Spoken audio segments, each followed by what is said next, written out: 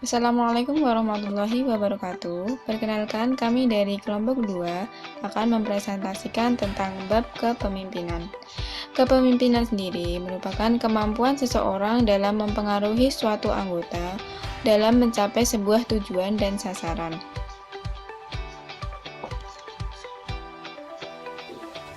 Slide selanjutnya, teori sifat atau yang disebut dengan Gradman menyatakan bahwa seseorang dilahirkan membawa sifat seorang kepemimpinan.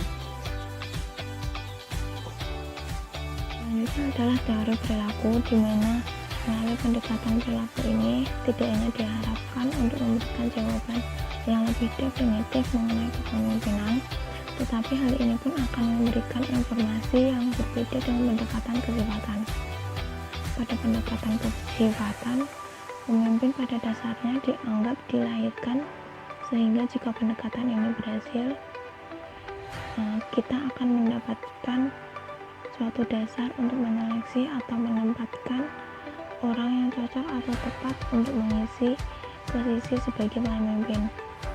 Sedangkan jika pendekatan perilaku berhasil, kita dapat mengidentifikasi perilaku-perilaku tertentu yang diperagakan oleh seorang pemimpin, yang berarti kita dapat melatih orang-orang untuk menjadi seorang pemimpin.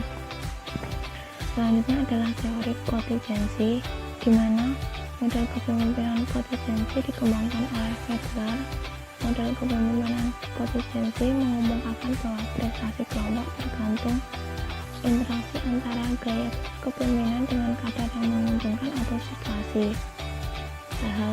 Hal-hal lain yang perlu diperhatikan adalah yang pertama, pada tingkat manakah situasi menyediakan kekuasaan dan pengaruh yang diperlukan pemimpin agar efektif, dan seberapa menguntungkan faktor situasi tersebut. Yang kedua adalah sejauh mana pemimpin dapat meramalkan dampak dari perilaku atau prestasi yang dilakukan oleh bawahannya. Selanjutnya, Fedler telah meneliti keefektifan orientasi kepemimpinan seseorang yang dihubungkan dengan menguntungkan atau tidaknya suatu situasi. Orientasi kepemimpinan seseorang dibedakan antara berorientasi pada tugas atau kepemimpinan seseorang yang mengendalikan dengan berorientasi hubungan manusiawi dan kepemimpinan yang pasif. Yaitu yang selanjutnya adalah hubungan antara gaya kepemimpinan dan situasi yang menguntungkan, dapat digambarkan sebagai berikut. Teori pertukaran pemimpin anggota.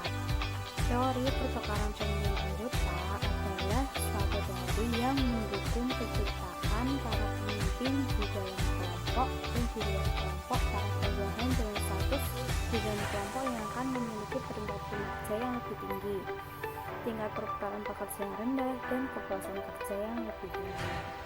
Kemudian kepemimpinan karismatik dan kepemimpinan transformasional. Kepemimpinan karismatik yaitu para pengikut terpacu kemampuan kepemimpinan yang heroik atau yang luar biasa ketika mereka mengamati perilaku-perilaku tertentu pemimpin mereka.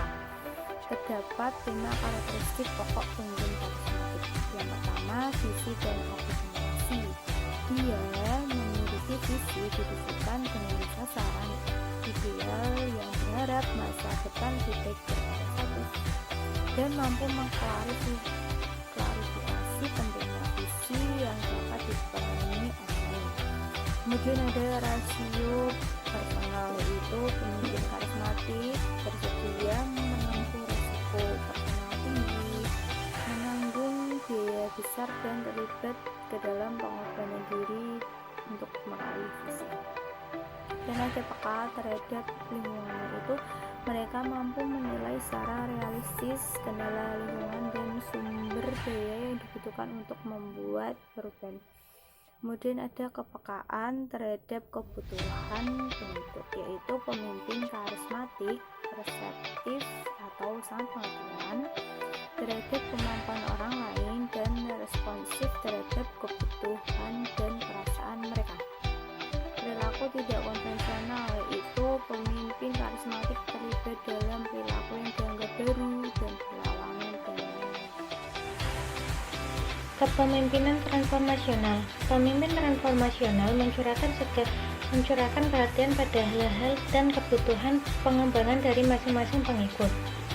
Pemimpin transformasional mengubah kesadaran para pengikut akan masalah lama dengan cara-cara baru, dan mereka mampu menggairahkan, membangkitkan, dan mengilhami para pengikut untuk mengeluarkan upaya ekstra demi mencapai sasaran kelompok. Ada 4 karakteristik pemimpin transformasional.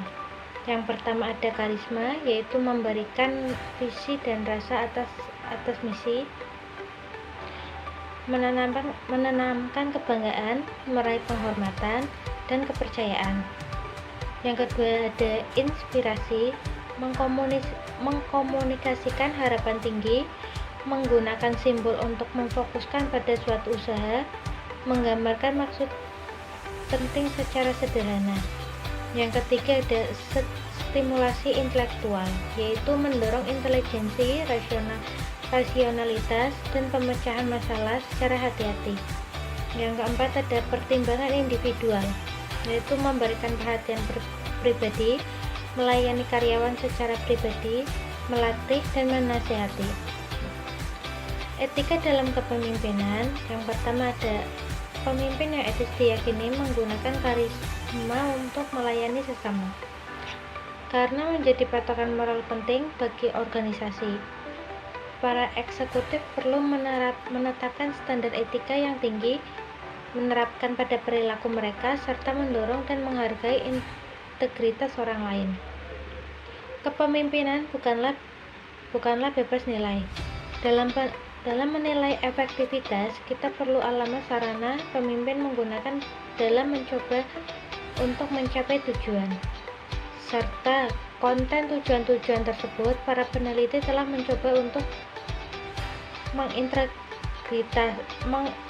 mengintegritaskan etis dan karismatik kepemimpinan dengan mengedepankan gagasan disosialisasikan karismatik kepemimpinan yang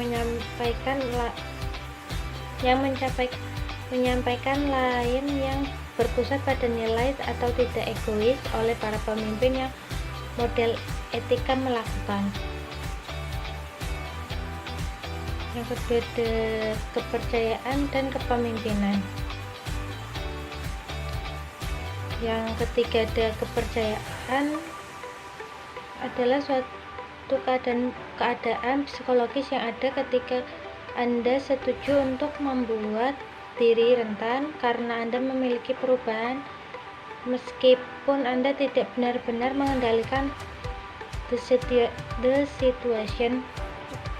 Anda bersedia untuk mengambil kesempatan bahwa orang lain akan datang melalui untuk Anda. Mentoring dan pendampingan. Pendampingan juga menyediakan akses tanpa filter ke sikap rendah peringkat karyawan, dan anak didik dapat menjadikan sumber yang sangat baik dari sinyal peringatan dini. Mengidentifikasi potensi organisasi rendah. Banyak organisasi yang telah menciptakan program-program formal untuk memastikan mentoring. Program mentoring formal yang juga sebagai mungkin untuk berhasil jika mereka dapat sesuai dengan gaya kerja, kebutuhan, dan keterampilan anak didik dan mentor. Menemukan dan menciptakan para pemimpin yang efektif. Memilih para pemimpin keseluruhan proses yang dilakukan organisasi untuk mengisi posisi manajemen adalah intinya latihan untuk mencoba mengidentifikasi pemimpin yang efektif. Anda mungkin mulai dengan peninjau pengetahuan, keterampilan, dan kemampuan yang dibutuhkan untuk melakukan pekerjaan secara efektif. Yang kedua yaitu pelatihan para pemimpin. Pelatihan kepemimpinan dalam bentuk apapun adalah cenderung lebih sukses dengan self-monitor tinggi. Individu tersebut memiliki fleksibilitas untuk mengubah tingkah lakunya. Kedua, apa yang bisa organisasi ajarkan yang mungkin terkait dengan pemimpin yang lebih tinggi. Efektivitas mungkin bukan pencipta visi, tapi dengan keterampilan implementasi kita bisa melatih orang untuk mengembangkan pemahaman tentang tema konten yang kritis. Dalam sebuah kepemimpinan, pengaruh kinerja karyawan ada pada bagaimana pemimpin tersebut memimpin anggotanya, karyawannya.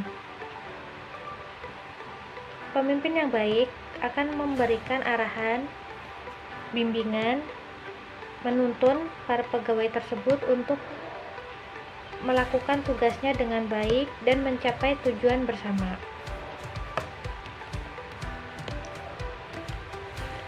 Motivasi merupakan suatu proses keterkaitan antara usaha dan pemuas kebutuhan tertentu, atau dengan kata lain, kesediaan untuk mengarahkan kemampuan dalam mencapai tujuan organisasi.